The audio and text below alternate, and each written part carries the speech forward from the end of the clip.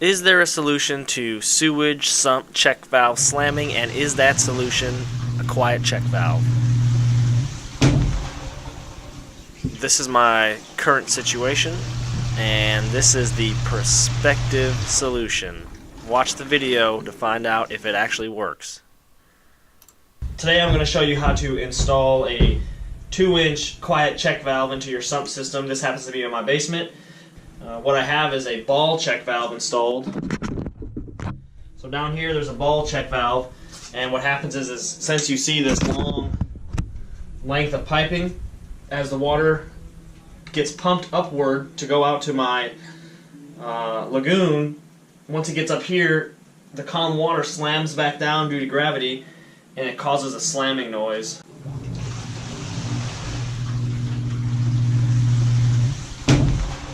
Which luckily hasn't broken anything yet, but the water hammer can cause catastrophic failure of things like your pipes or your pump or anything like that. So what we're going to do is today we're going to install this thing. I just ordered this off Amazon. I ordered it on Thursday, got it yesterday, on Saturday.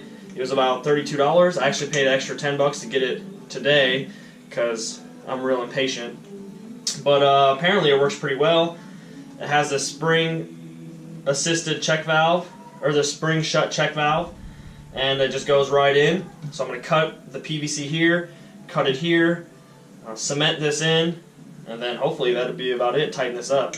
I'm going to do things a little differently today because I'm going to wear the GoPro on my head so you can see. I'm just going to test that out. I've never done that before for these YouTube videos. But another thing I want to mention is this thing's huge. On the pictures it looks pretty small, and this maybe looks small on camera, but if you hold it up to your head for a comparison, or I got my cell phone here, so if you hold it next to the cell phone, you'll see how big this thing actually is.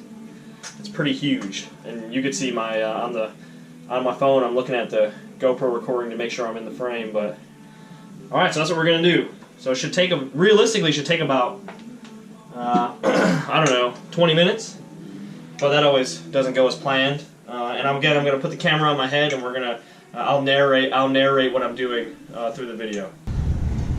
Okay, so what we have here first is the power and the float sensor that once the level gets to a certain amount, it allows power to go to the pump, and that's what actually pumps the water.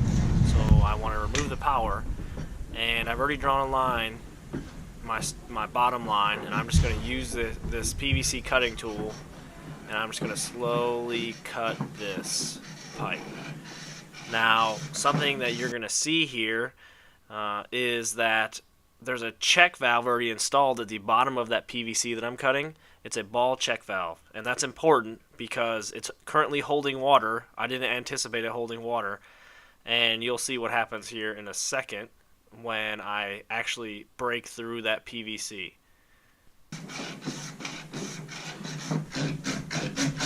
Okay, the saw has just broken the PVC, and look at all that water coming out. That's the water I was talking about that was being held above the check valve. So I didn't anticipate that, and I'm kind of freaking out looking around, trying to figure out where that water's coming from. I decided to grab a little plastic paint holder, and I'm just, what I did was just let it drain until gravity stopped it. And once it stopped draining, I continued with the cut. You can notice I put a towel underneath because there was still water coming. So I took the liberty of fast forwarding this part so that way you're not watching me saw in real time, because that would take about 3 minutes. So once I get the PVC cut, I'm going to move on to grabbing the actual check valve and placing it next to the PVC so I can line up for the next cut. So that's what I'm doing here. That's the actual check valve with all the fittings and flanges, and what I'm doing is trying to make sure that my next line, which I'm drawing right now, is going to be pretty spot on, so I only have to cut it once. So here's me cutting the top, and I'll fast forward this also here in a second. You want to start slow because you're cutting on a PVC pipe that's round, so you need to get a starter line by going slow. And then once you get that, you can speed it up. So I'm going to dry fit all these things and make sure that the check valve fits, because if not, you're going to have to cut out more PVC. Hopefully you didn't cut too much, because then you'd have to replace PVC. But it's important to notice that the collars, you want to put the collars on there too, especially when you're installing it. I'm taking a second to look at the PVC primer, and I noticed that it has, I remember using this before, that it smelled really bad. So I grabbed a fan to kind of give me some ventilation in there. The purple is the PVC primer that I'm putting on liberally. You want to get it on the pipe itself and then on the inside of the flange on all areas. Kind of acts to clean the PVC and allow it to be ready for the glue. So you're going to want to let that sit for about a minute. So once you let that sit, grab the glue, that's what I have here, and apply your glue. Now once you get this glue applied, you kind of want to work quickly because it is kind of quick acting, quick drying. So I again put it on the actual PVC pipe, and then I'm putting it on the flange. If your primer is still a little wet, that's okay. I think the instructions even kind of say to do it when it's still wet. So now I'm putting that on. Notice the collar again is already on. If you forget to put that collar on and you glue this PVC on, it's going to be extremely hard to get it off. So that's why I've already mentioned that twice. I didn't do that, but I can see how someone could do that. So here I'm prepping the bottom. There's the primer. I'm going to do the same thing with the primer on the bottom flange. Once that one's all primered up, I'm going to let it sit for about a minute and then quickly glue it. And this is the glue PVC cement. That's kind of what it's called.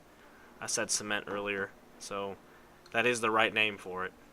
Again, the fan is going in the background, allowing some ventilation in that little room, because my water heater and furnace are both in that room, so I didn't want it to explode.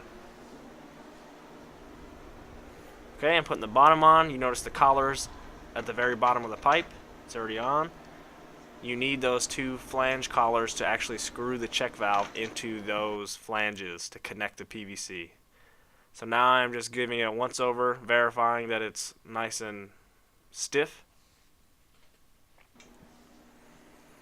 Okay, I have the check valve here, fitting it. So after I've wiggled it around, I decided to check underneath to make sure that little O-ring gasket is still in place, because it kind of fell off earlier.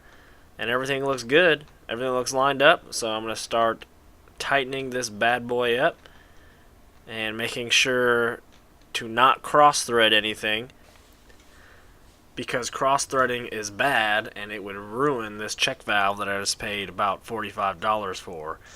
So now that I see that the flange ring or whatever is going on, I'm going to bring it a little past hand tight, because I don't want this thing to wiggle itself free. I'm going to plug it back in, and immediately it's working. And immediately also there's no noise. Again, the slamming is gone, and here's a video of that slam again if you forgot.